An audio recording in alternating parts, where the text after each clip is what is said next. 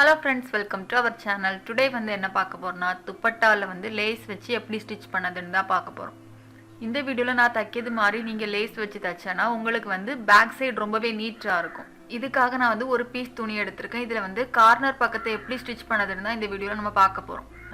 First நம்ம துணிக்கு wrong சைடுல தான் தைக்க போறோம். இப்போ நான் லேஸ் எடுத்துர்க்கேன். லேஸுக்கு பேக் சைடு தான் நம்ம இப்போ எடுக்கணும். இப்போ ஒரு ஓரத்துல வச்சு நான் ஸ்டிட்ச் பண்ண போறேன். தைக்கும்போது கரெக்ட்டா அந்த துணிக்கு எட்ஜ்ல எல்லாம் வச்சு தைக்க கூடாது. கொஞ்சம் கேப் இருக்கணும். ஒரு 1/4 இன்ச் வரைக்கும் நம்ம கேப் விட்டு நம்ம வந்து ஸ்டிட்ச் பண்ணலாம்.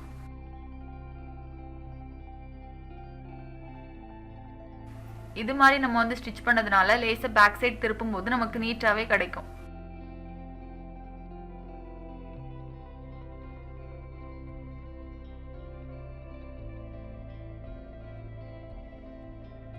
இப்போ வந்து நம்ம ஸ்டிட்ச் பண்ணி முடிச்சிட்டோம். இனி நம்ம லேஸை வந்து நிமித்து பார்க்கலாம்.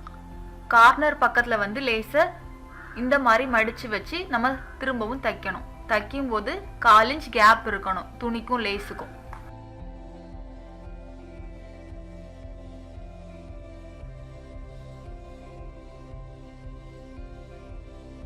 இப்போ வரைக்கும் நம்ம வந்து துணிக்கு ராங் சைடுல மட்டும் தான் நம்ம ஸ்டிட்ச் பண்ணிட்டு இருக்கோம்.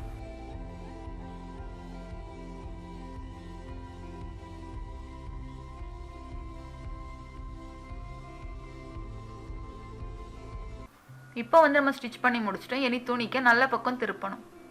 இனி லேஸை வந்து நம்ம கரெக்டா நிமித்தி வச்சு நம்ம வந்து ஸ்டிட்ச் பண்ணலாம். ஸ்டிட்ச் பண்ணும்போது கார்னர் பக்கத்துல வந்து நம்ம எப்படி மடிக்கணும்னா ஒரு பக்கம் வந்து இது மாதிரி மடிக்கணும். அடுத்து இன்னொரு பக்கத்தை இந்த மாதிரி மடிச்சு வச்சு நம்ம வந்து ஸ்டிட்ச் பண்ணலாம். இப்படி ஸ்டிட்ச் பண்ணா நம்மளுக்கு வந்து கார்னர்ல கரெக்டாவே வரும்.